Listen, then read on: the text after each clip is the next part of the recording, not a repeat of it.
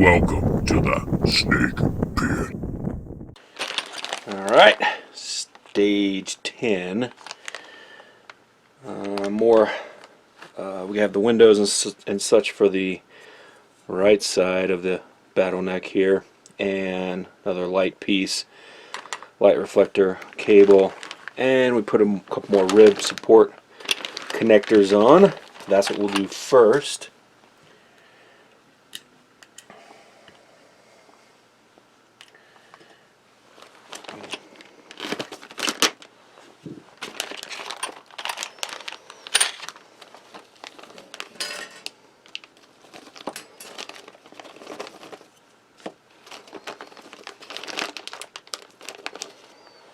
Okay, get these pieces out of the way.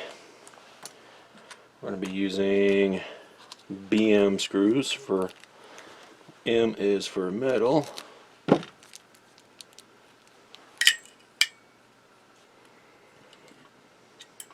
those over here. Okay, and our little rib support pieces. We got a longer, shorter, or longer, not as tall one, and then a little taller one here. Taller one is going to go up here, right there, looks like. So let's get that in place. Let's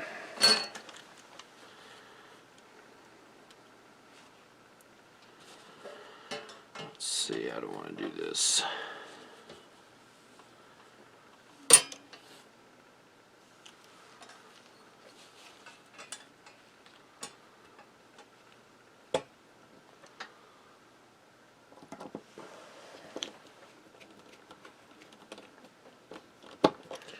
That started.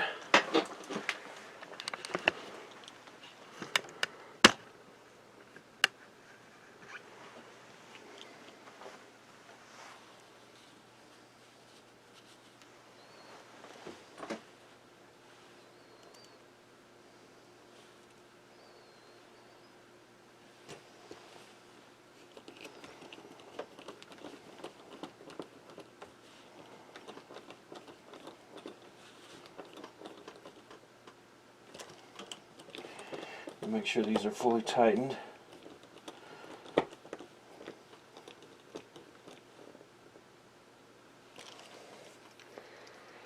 Okay.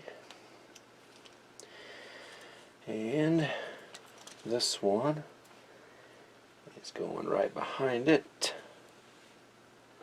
Something like that. I'll have to support it with a hand a little more. Let's turn this.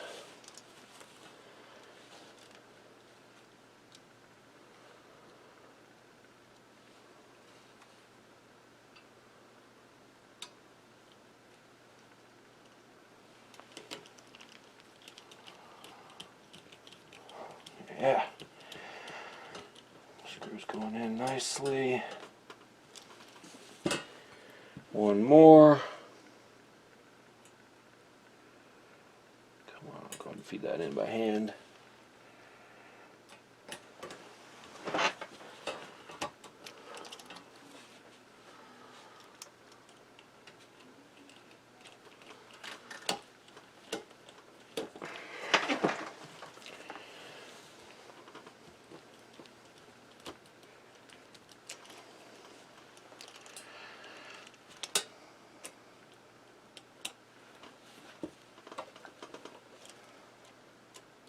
Come on. There we go. Both nice and tight. Alright, so I suspect we'll be getting more saucer support elements later. I'm going to set that to the side and move our back of our bottleneck in. Alright, got to do some window placement. And these are marked R, so the last one there marked L. And I'm going to do like I did before and orient the R where I can actually see it, you know, right side up, so to speak. Because these, it's hard to tell, these windows might have a slight looks like they might have a slight bezel. It just could be a optical illusion. I'm gonna go ahead and roll all mine out of this sprue thing. I don't have a cutter. Well, I noticed last time if there's a little bit of too much of the gunk or whatever you call it on the edge of the window, I was able to push it in place, and it kind of helped hold that window. I don't know if we'll have any light bleed through, but I ordered some stuff. This stuff. Thinking I might be able to use this if I have any light bleed through later. I'm not really sure though. I'll be able to, if it'll be fine enough, I can cover up, getting a little crack and on the side of a window, a black window, and cover it. Maybe. We'll deal with that later. For now, let's have some fun. And as always,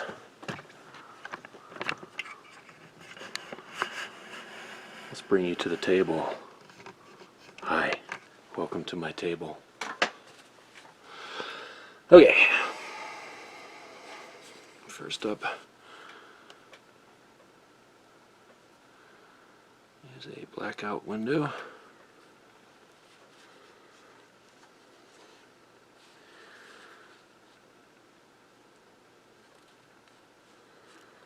That one in place nicely. We have a clear. Again, I'm paying attention to the R orientation. If I can get an up close picture of that, I will feed it in right now.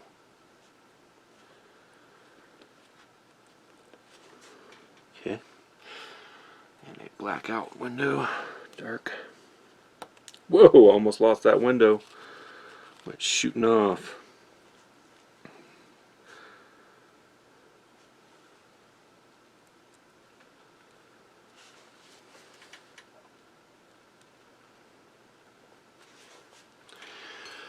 And another dark.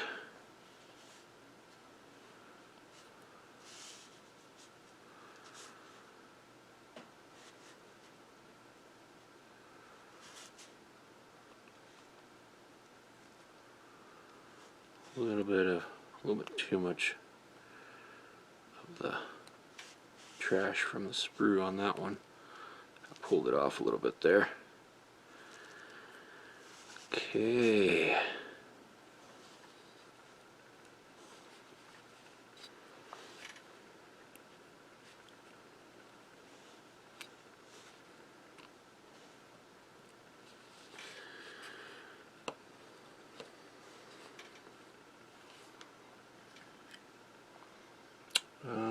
Clear. See if I push that one in a little better.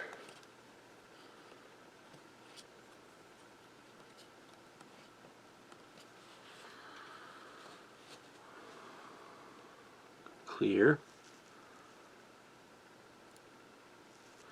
So after this, after I finish this portion of the build, we'll actually look at the back of this book here. There's some behind the scenes stuff. We'll take a little bit of a look in there. Won't read it word for word, but let's never really flip through it right now too much, so it'll be interesting to see what they have to say. A lot of cool behind the scenes stuff, and talk about that a little bit. So we have that to look forward to after this window install. Alright, clear.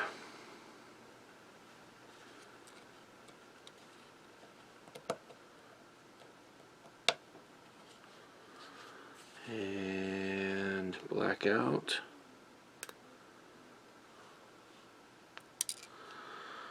Oh man, I don't want to lose these.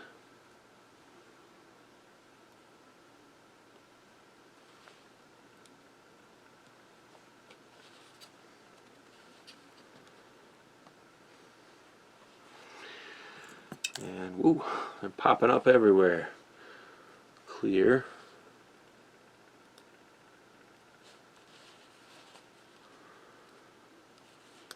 Oh, come on.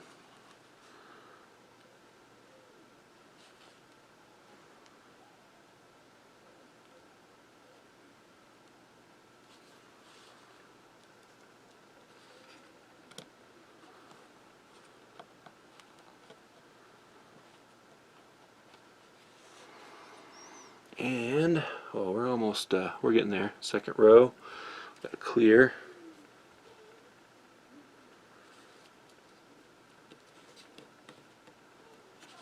And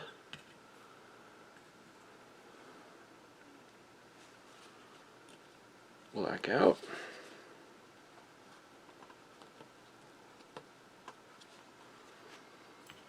Another black out.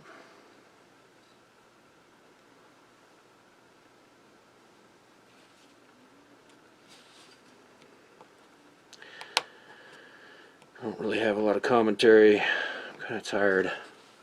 Got up, did some the ongoing basement project on the other side is still ongoing. Getting ready to put some sheetrock in, which I'm hiring out. I just can't do that stuff anymore. But, and I've been slow rolling it a little bit, having to save up the cash. I was hoping to be done with that DeLorean build by now. That would have helped me on the cash flow before this build started, but my DeLorean kits have been delayed for like a couple of months now, which is very annoying. That means I'll be building that thing into 2022. If I ever get it finished, I'm gonna send it back in time with I need to send it back in time with Joey Cuz's credit card. I can put it on his tab since he's the one that talked me into that. Don't get me wrong, I like it, but that has been a long process with all the delays, delayed shipments. So I'm about to send them another. I just correspond them through email. They're pretty good about responding, but the last correspondence they just said they've had some delays in kits that are needed, which I'd rather them hold off than do what they did before, and they sent me a whole bunch of kits out of order at one time, and they just sit here, which I guess is nice to have the kits, but you know, if you gotta what is going on here? This one's got a little bit of trash on it. If you gotta wait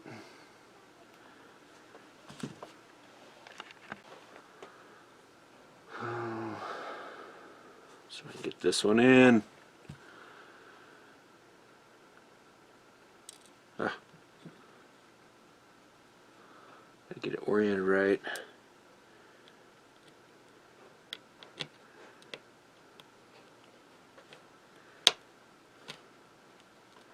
There we go, got it stuffed down in there like a sausage.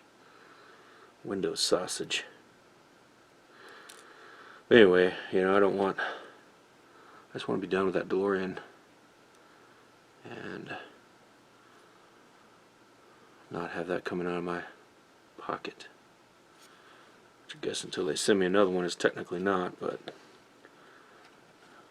I was hoping to have a Back to the Future party with it for New Year's, and that ain't happening.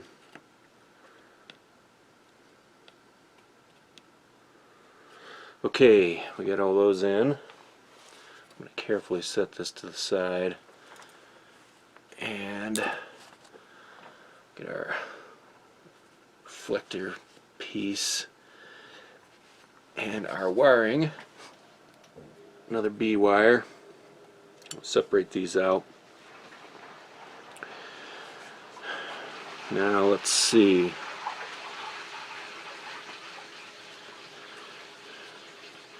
Last time I tried to glue them in and it was a disaster.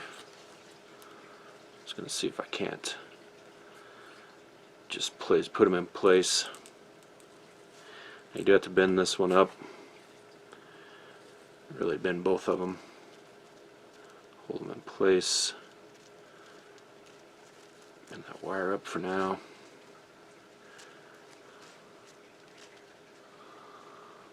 Okay.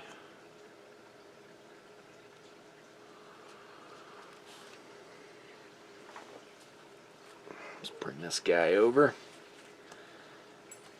And see if we can't fit this into place. Oh, let's see.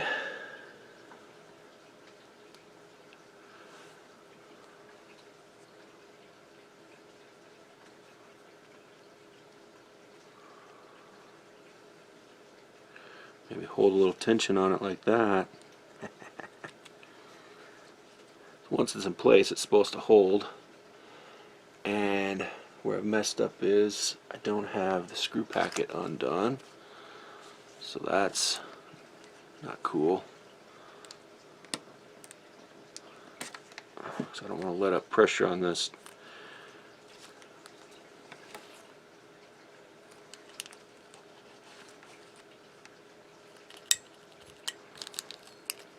There we go.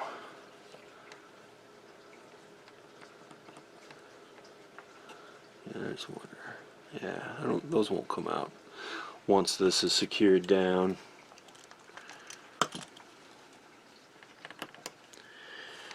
And we're using the BP for plastic. I'm a little shaky.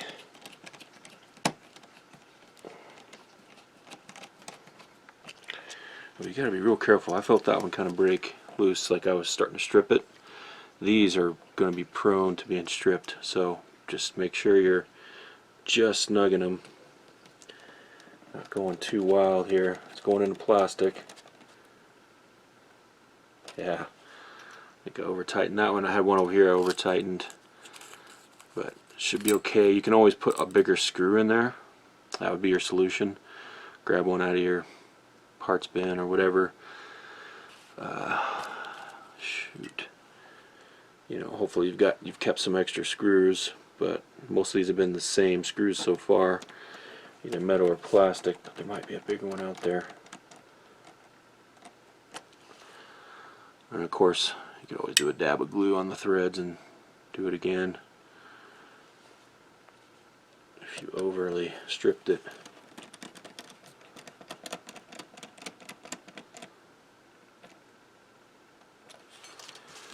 Okay, and those are in there. A little bit of play in that light up and down, but that's as tight as that's going down. Just a little more. I don't want to strip these out. Yeah, it's definitely tight. This one may be a little more. Oh, that one's good. Okay, let's try that. That's the same. But it's not going anywhere. Now we can test these lights out. What do you say? Then we'll take a look at this magazine. Where it is. Circuit board. I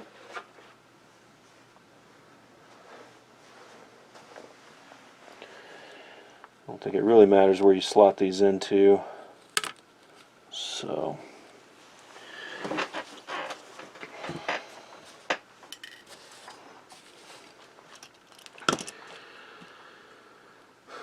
let's just plug them in and see what it looks like.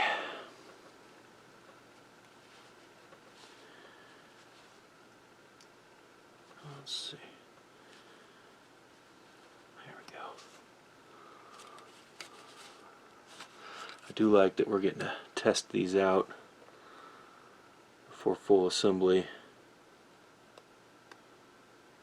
so that you know. When you know, you know.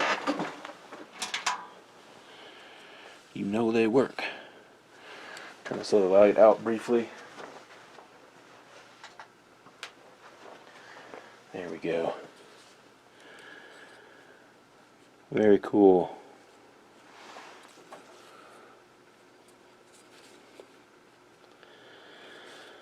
Alright, and from my naked eye, I don't see any bleed through. Some may show up on the camera.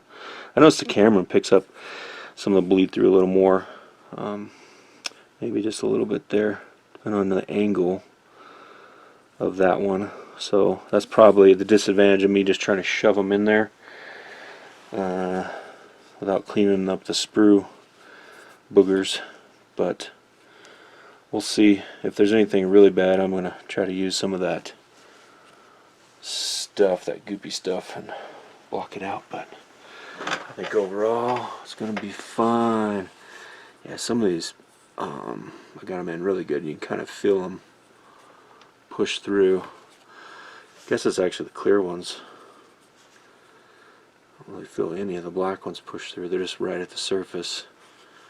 And those clear ones kind of stick up just a little bit. Alright, well, that's that. Let's take a look at what we got in this magazine. Let me unplug this.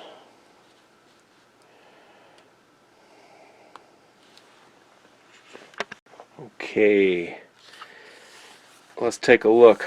New Beginnings, Season 1, 1987 to 1988.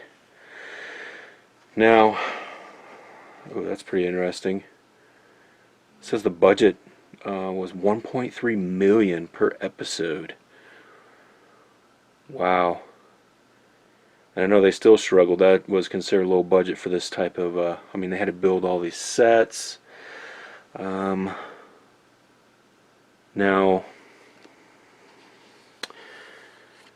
oh, look at this. Under Roddenberry's direction, the training ship idea was abandoned and the Enterprise returned. Now a much larger, even more futuristic ship with the registry NCC 1701G. Okay, so that was kind of his idea.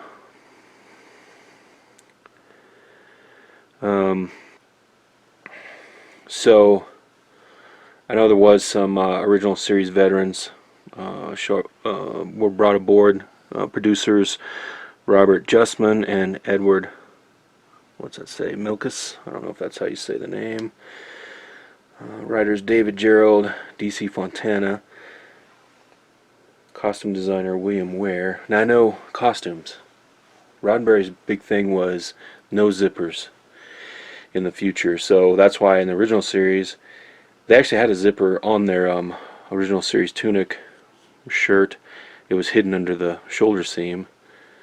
That's why whenever a thing was ripped or whatever, it would always come apart right there. But it was a hidden zipper underneath. And I don't know if they did something similar with some of these, but they started out in the jumpsuits and such. And I think they wanted this first season, they just wanted a 2-hour pilot. Roddenberry didn't want that, but they pretty much told him, yes, we have to have a 2-hour pilot. He took the Encounter at Farpoint script, rewrote it. Well, he wrote that he was infamous for this. Roddenberry, even in the original series, because he wanted his name to be on all the scripts and such. That way, he also got credit and got residuals from these. And so, the original script was only Encounter at Farpoint stuff, right? All that that was the original thing, and it came to about an hour, maybe an hour and a half, depending on whose version you believe. So he said that, you know, oh well, they want my name on this. I'm gonna do some rewrites in here and add some stuff. And he is the one who actually added Q. So you can thank Gene Roddenberry, can't talk, for Q, which is pretty freaking cool. So he added that to the Encounter at Farpoint. That's why it kind of looks like, you know, they're on their original mission, they got pulled aside by Q, which they did, and it's kind of layered on top of that original script is what happened, interwoven with it just a bit, and it worked. Q was was very interesting as a character, and we got to see him come back, so that is very cool. Of course, then they copied the original series with the Naked Now. They call it a sequel, I guess. I guess so, because actually they do pull up a database and find McCoy's original cure for the virus that makes them all kind of act like they're, drunk or whatever and have no inhibitions. You got the infamous Tasha Yar scene where Data is says he's fully functional. Yeah. And she, as an actor, got tired of just standing behind the bridge and not really having any lines. It was a shame because I think if what was her name, Denise Crosby, if she had stayed longer and just kind of stuck it out, I think she would have got more. Because around I think it's third season or so, they really got into letting the supporting cast have more of their own stories throughout. The Ferengi. I never have liked the Ferengi that much, especially the first encounter with them. Really weird. Of course, he did say they were altering their appearance on the view screen, but when they showed up even on planet, they looked weird. I mean, the teeth are just weird. I don't like that. All scraggly out, and they acted kind of dumb. For being an advanced species enough to, have powerful ships and warp drive. Concept art for the Ferengi. Let's see. I like some of these. Again, that one he looks dumb because his teeth are sticking out over his bottom lip. These look interesting with hair. I like these Ferengi with hair. That's pretty cool. Of course, I would even have preferred that, just human teeth. No, there we go. Look at that. Let me see if I can get this a little bit closer. Look at that one. Now that's it right there. Teeth are uniform. They're not all scragglied out, but you have some nice canines there, giving them a little more sharp teeth on the front, pointed teeth, giving them more of an ominous look, not just we don't have any dental care, no braces or nothing look. So I like that version of the Ferengi right there. Ears are a little more pointed, makes them look smarter, I guess. Is that a Vulcan thing? I guess, I don't know. Pointed ears. And so there's some of the model. Very cool. I'll have to read through that completely, but another bonus that you get is all that behind the scenes and creative stuff that was going on back then. Very cool. Thanks for sticking out with me, hanging out with me, whatever you call it, for this little build. And we have completed book 3. And I have a whole box sitting over there. Book 4. Stay tuned. Boom.